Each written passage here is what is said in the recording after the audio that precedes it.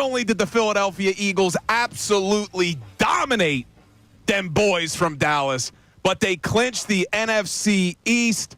Philadelphia Eagles, NFC East champions. And there was so much to like about yesterday's dominant performance. 41-7. It's the first time the Philadelphia Eagles have swept the Cowboys in a season, going all the way back to 2011. And everybody played well. You had touchdowns from Kenny Pickett. You had touchdowns from Tanner McKee. You had a touchdown from Chauncey Gardner-Johnson. Devontae Smith was all over the place.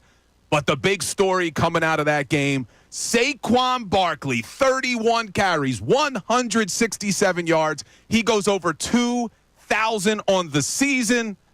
And now the big question.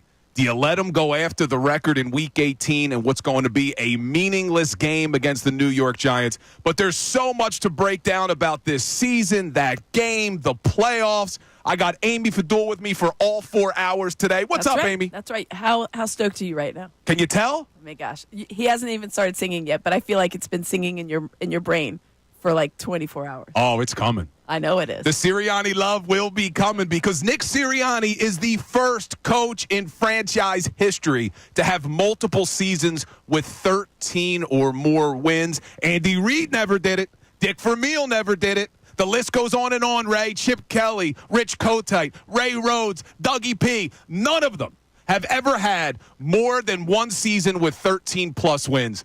But our man Nick Sirianni has. Ray Dunn behind the glass today. What's up, Ray? Oh, not much. Just enjoying the fact that this team's NFC's champions. Trying not to let your overflowing Sirianni love get to me today, but I'm sure we're going to enjoy your song at some point in the next hour or so. Yes, the Sirianni love will be coming up at the 11 o'clock hour. I don't want to hurt everybody's ears before we even get started here. In fact, I apologized to Amy before the show saying, look. He did. It's like, just be prepared. I got to do it. It's Victory Monday, and they clinched the NFC East. But a lot to like. Before we get into looking forward, because I know everybody wants to talk about should Saquon Barkley and the Philadelphia Eagles go for the record on Sunday, 1 o'clock game. They've released the time against the New York Giants, which is a meaningless game. Let's just focus on what we saw yesterday on the field because 41-7. And coming into that game, Amy, there were a lot of questions, and rightfully so, about the quarterback. Jalen Hurts wasn't going to play. Is Kenny Pickett going to be good enough to carry this team to victory against the lowly Cowboys?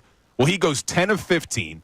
143 yards, 2 total touchdowns, a rating of 119.6, and we find out after the game he did it with broken ribs. Pretty impressive performance from Kenny P. Yeah, he did exactly what you wanted him to do, and I think we talked about it on Friday. Like, you don't need to do too much.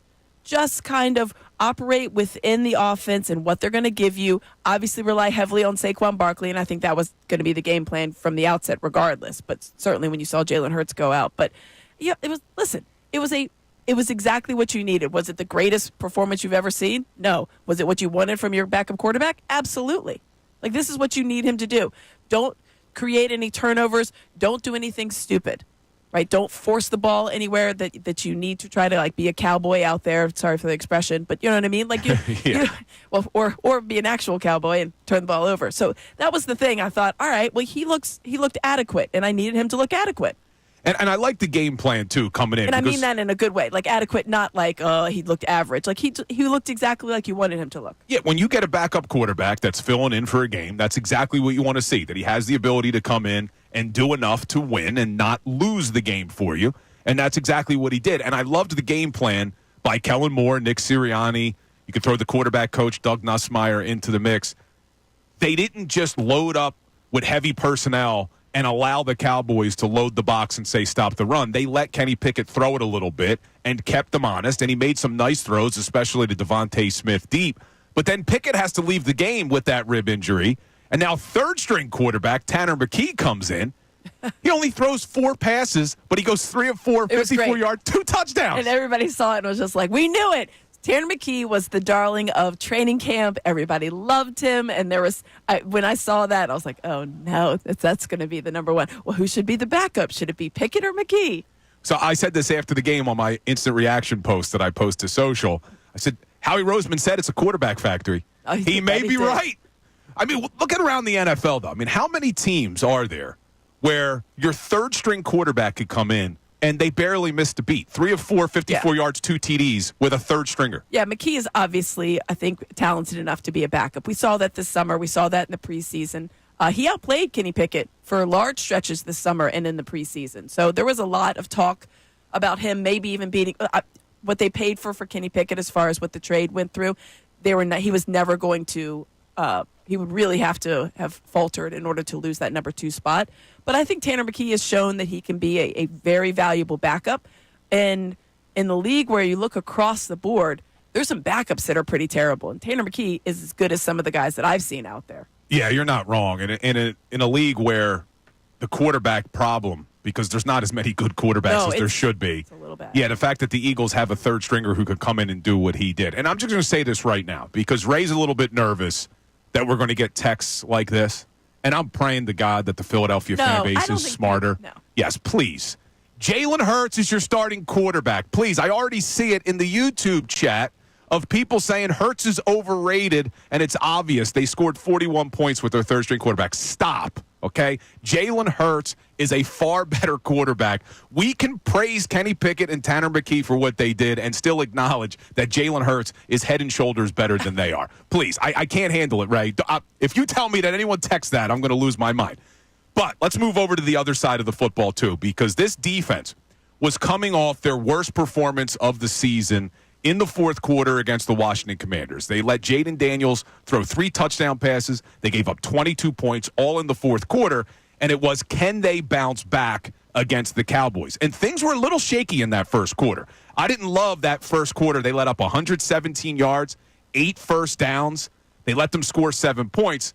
Now, granted, Chauncey Gardner-Johnson has the big pick 6. Exactly. But after that first quarter, before they pulled their starters, they only allowed 5 first downs the rest of the way, 111 yards the rest of the way, and 0 points. I think we could call it a bounce back. Yeah, I mean, obviously, I think they came out a little bit hesitant. I don't know. I was surprised that it looked like prevent defense on the opening drive against the Cowboys, and I thought, no, that's for the fourth quarter, not for the first quarter. And I thought they were a little bit tentative, and obviously then they turned it up. And I think the pick 6 from CJ really kind of pushed them over the edge of remembering who they were and their identity. They've been a very physical team as far as defensively, how they've operated during the 10-game win streak when they had really started going, especially in the last 6-7 games aside from the Commanders game. So I think they found their identity again, and that's important going forward because next week you don't expect the starting defensive team, to play. You don't think that they're going to start. And so now you're going on who they're going to line up with, which is probably the Packers, I guess, at this point. Yeah, we're going to take a look at that a little bit later because things are playing out where you may have the Green Bay Packers in the first game of the playoffs, which I don't love. I don't love that matchup. I still would pick the Eagles over them, but I thought that the Packers were the best team in the NFC.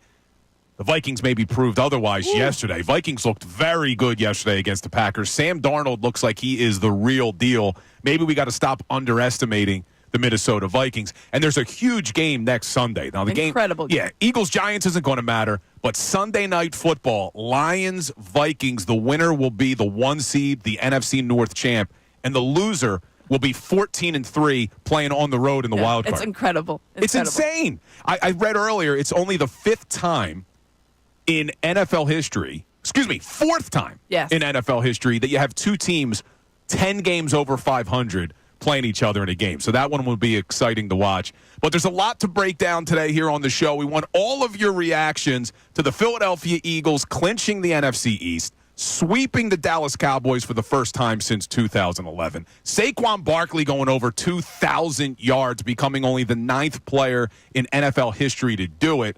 Coming up, I'm also going to ask Ray and Amy if they can name the other 8 running backs that have gone over 2,000. No cheating. I don't want you Googling. We're going to see how many you can get of the other 8.